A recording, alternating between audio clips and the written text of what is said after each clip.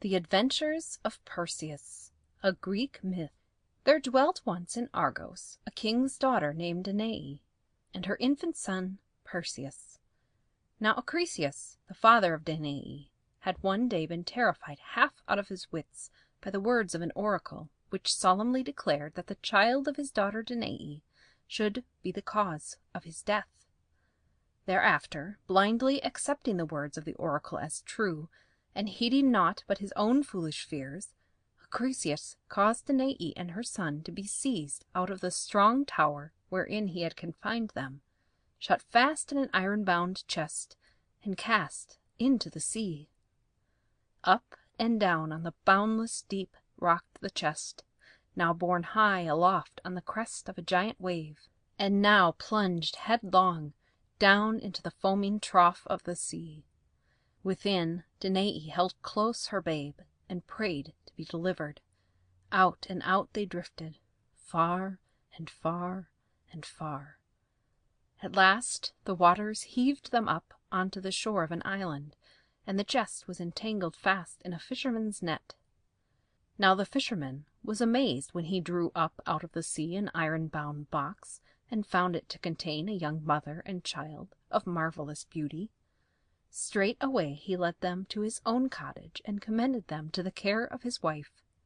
It then appeared that the name of the island whereon they had been cast was Seriphus, and the fisherman was Dictys, no less a personage than brother to King Polydectes himself. In the cottage of Dictys and his good wife, Danae and her son were sheltered till Perseus grew to manhood. Then it chanced one day that Polydectes cast his eyes on Danae, and determined to have her for his queen.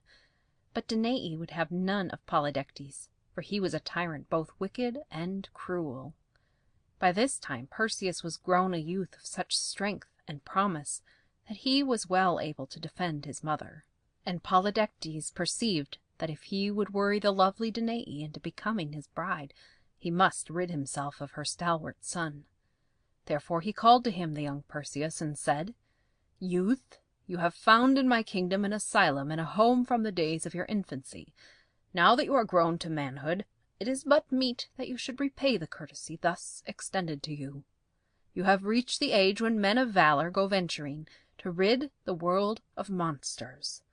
Go you, therefore, in quest of the Gorgon Medusa, who lays waste all the surrounding countryside, and show your face no more within my kingdom until you bring me her head." Now Perseus withdrew from the presence of King Polydectes, almost in despair. He would have shrunk from no ordinary adventure possible to a hero, but the Gorgons, as he knew full well, were the most hideous monsters in the world. 3 terrible sisters they were, hateful, venomous, cruel. They had faces like women, but their bodies were those of beasts, all covered with scales of brass and iron so hard that no sword could pierce them. Enormous were their wings, and they gleamed with sinister flash of golden feathers. They had tusks instead of teeth, and sharp, cruel, brazen claws. Their hair was writhing serpents that would curl and twist and hiss and dart out long forked tongues to sting. Worst of all, so hard and cold and hateful was their stare, that he who looked full in their faces froze immediately into stone. "Now how," mused Perseus, "is a man to give battle to such horrid creatures, when he may not even look on them?" Nevertheless, he bade a sad farewell to his mother, and wandered along the shore, lost in sorrowful thoughts and longing for some wise counsel. Suddenly there glowed about him a light 7 times brighter than the sun. He looked up in amazement, and lo, there before him, resting lightly on the sand, stood a beautiful woman in long white robes, with a shining helmet on her head, a staff in her hand, and a shield on her arm. Minerva, the goddess of wisdom herself. "Perseus," said she, "take this shield. So brightly is it polished that if you keep your eyes fixed upon it, you will see the Gorgons reflected therein, and can give them battle without ever needing to look in their faces." With a mighty leaping of his heart, Perseus gave thanks, yet he said, Though I look in the shield, where shall I find among mortals a sword that can pierce through their heavy scales?" Even as he spoke, there came a slight rustling through the air, and hovering there on his other side appeared a youth with winged sandals and cap. In one hand a winged staff, about which 2 serpents were twined, and in the other a crooked sword that shone like a flame.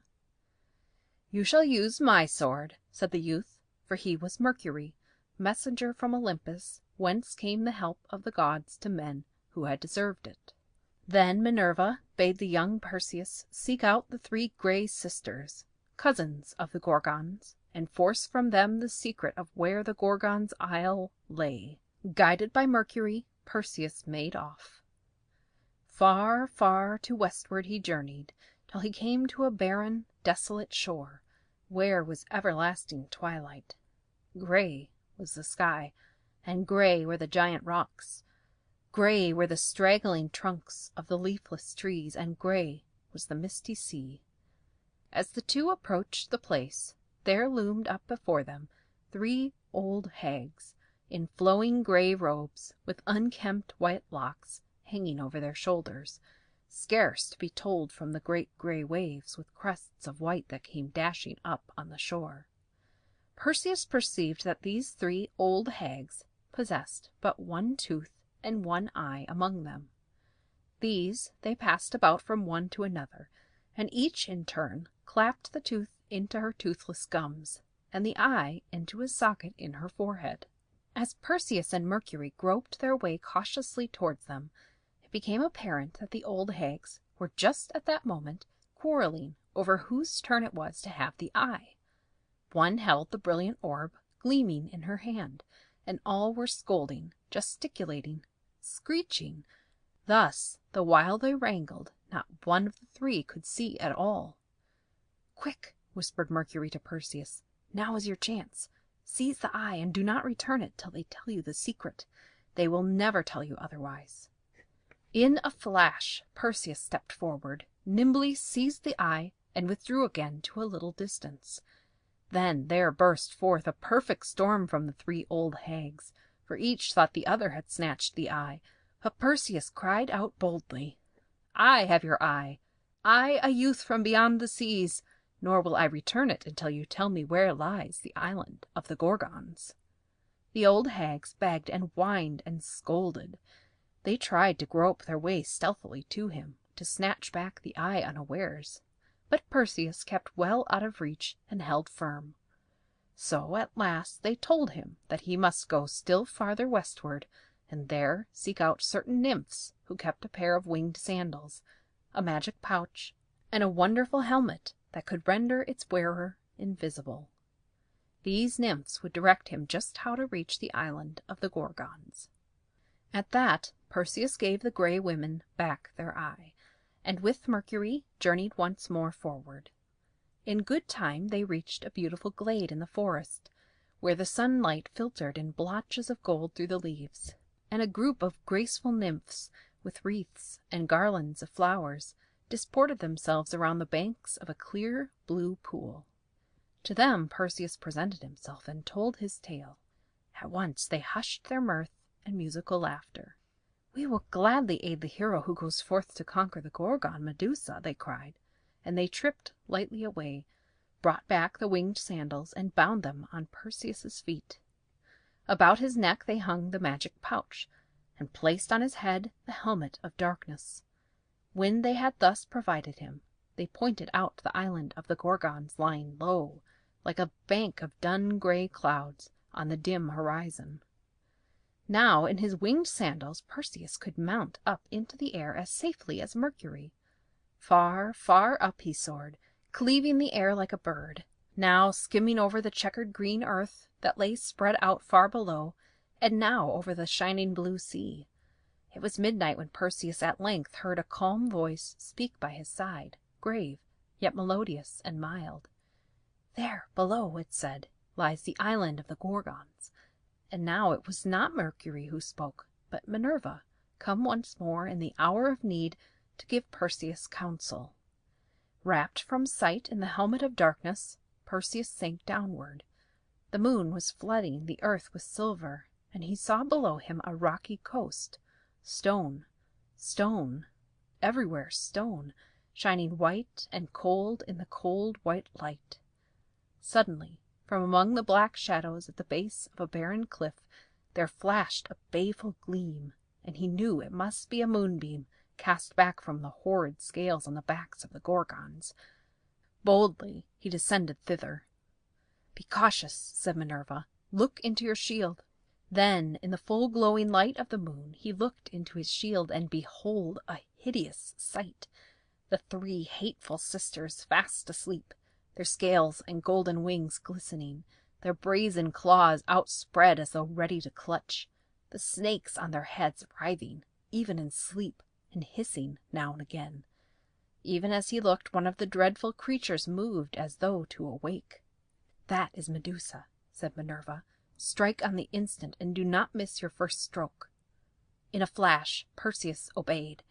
The Gorgon opened her freezing eyes, but Perseus, looking ever into the shield, cleaved off the head with a single stroke of his sword, seized it, snakes and all, and dropped it into the magic pouch. "Well done!" cried Mercury. "Now fly," said Minerva, "for the others are awakening." On his winged sandals Perseus sped swiftly upward, but not a moment too soon. Medusa's sisters, awakened by the noise of his stroke, perceived what had been done, and flew in a frenzy of rage to the shore, every snake on their heads a-bristling with fury. He could hear the rushing of their wings, the rattle of their brazen claws, the hissing of the serpents as they mounted up into the air in pursuit, but thanks to the helmet of darkness he was hidden from their sight, and made off from them in safety. Perseus then bade farewell to Mercury and Minerva, and set out alone to return to Seriphus. But it chanced on the way that he passed through the country of Ethiopia, which was ruled over by King Cepheus. Now there was come up at this time out of the deep a terrible sea monster that ravaged the coast of Ethiopia, a huge scaly creature with wings like a dragon and a tail like a fish. It came up and carried off oxen and people, and even destroyed whole villages. The men of Ethiopia had done all in their power to rid themselves of the monster, but in vain. There was not one among them able to stand before him. Then came forward a wise old man of the people and said, "Lo, our queen Cassiopeia, swelled with pride of her own beauty, did boast herself lovelier than the sea nymphs that drive their chariots with swift skimming dolphins through the waves. This frightful monster is come up out of the sea as a punishment to her vanity, and never will he retire till the guilty queen offer to him her dearest treasure, even Andromeda her daughter." Throughout all the kingdom, then, was weeping and wailing, and most of all in the palace. Nevertheless, the people must at all costs be rid of the monster, so they seized the lovely Andromeda, bound her fast with chains to a mighty rock on the shore, and left her a prey to the beast. Andromeda wrung her hands. The people stood afar off and watched, but they dared not let her free. Even Phineus, whose promised bride she was, stood by and made no effort to save her. Pale and motionless as a marble statue, save for her hair that waved in the breeze, she stood. Then, lo, up out of the sea like a mountain he rose, the great sea monster. Andromeda shrieked. The wretched mother and father wrung their hands. Phineus shrank back, slunk away, and hid himself in fear. But there, in that moment of despair, borne up in the air by his winged sandals, appeared the hero Perseus. "O Virgin," he cried, "undeserving those chains, I am come to deliver you." With a sudden swoop the youth darted on the back of the monster, lighting just at the base of the neck where the creature could not strike at him with his fangs. Into his shoulder Perseus plunged his sword. Now here, now there he worried him, piercing first this side then that, and darting ever out of his reach by means of his wings. With a furious splashing the monster churned all the water about into foam. At length Perseus's wings were drenched. He dared no longer trust them. Alighting now on a rock and holding fast to a projecting fragment as the monster floated near, he gave him his death blow. The serpent turned over on his back and floated with belly upward. The people, gathered on the shore, raised a shout till all the hills re-echoed. The parents, transported with joy, called Perseus their deliverer, and the hero himself released Andromeda from the rocks. Then was the lovely Andromeda promised to Perseus in marriage. Every house in the city was wreathed and hung with garlands. In the palace itself a banquet was spread, and all was joy and festivity. But suddenly a noise was heard of warlike clamor. With a numerous party of swaggering, brawling followers, there burst into the festal hall Phineus, demanding the maiden as his own. It was in vain that Cepheus cried, "You should have claimed her when she lay bound to the rock, the monster's victim. He who neglects his claim at such a time forfeits it altogether." Phineus made no reply, but hurled his javelin at Perseus. It missed its mark and fell harmless. Then the cowardly assailant ran and took shelter behind the altar.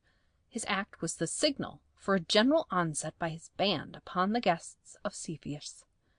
Perseus and his friends defended themselves, and maintained for some time the unequal conflict, but the numbers of the assailants were far too great. Destruction seemed inevitable. Then, with a loud voice, Perseus cried, "If I have any friend here, let him turn away his eyes," and he suddenly held aloft the head of the Gorgon Medusa. "Seek not to frighten us with your jugglery," cried one of the brawlers, and raised his javelin to throw. But lo! he was turned to stone in the very act. A second was about to plunge his sword into a prostrate foe, but his arm stiffened, and he could not thrust a hair's breadth forward. A third, in the midst of a taunting boast, froze with mouth wide open. Phineus, beholding the dreadful result of his unjust aggression, felt confounded. He called aloud to his friends, and got no answer. He touched them, and found them stone. Then he fell on his knees before Perseus, to sue for his own wretched life, but in the very attitude he, too, was turned to stone. Then was the marriage of Perseus and Andromeda fulfilled. King Cepheus gave Perseus a ship with stalwart rowers. He and his queen bade a fond farewell to their daughter, Andromeda, and Perseus and his bride set out for Seriphus. Now it happened that while Perseus had been away on his adventures, Polydectes had never once left off worrying Danae to force her to be his queen. His followers were as wicked as he, and in all the island was none to protect the lovely young maiden, save Dictys, the good fisherman. At last, in his anger, the king cast Danae and Dictys both into dungeons, and there the two lay languishing when the ship of Perseus dropped anchor in the harbor. Perseus made straight for the palace. The king was at meat, surrounded by his wicked retainers. When he saw come into the hall the youth whom he had thought out of his way forever, he was sunk at first in confusion. In a moment more he cried out, "How dare you come here without the head of Medusa?"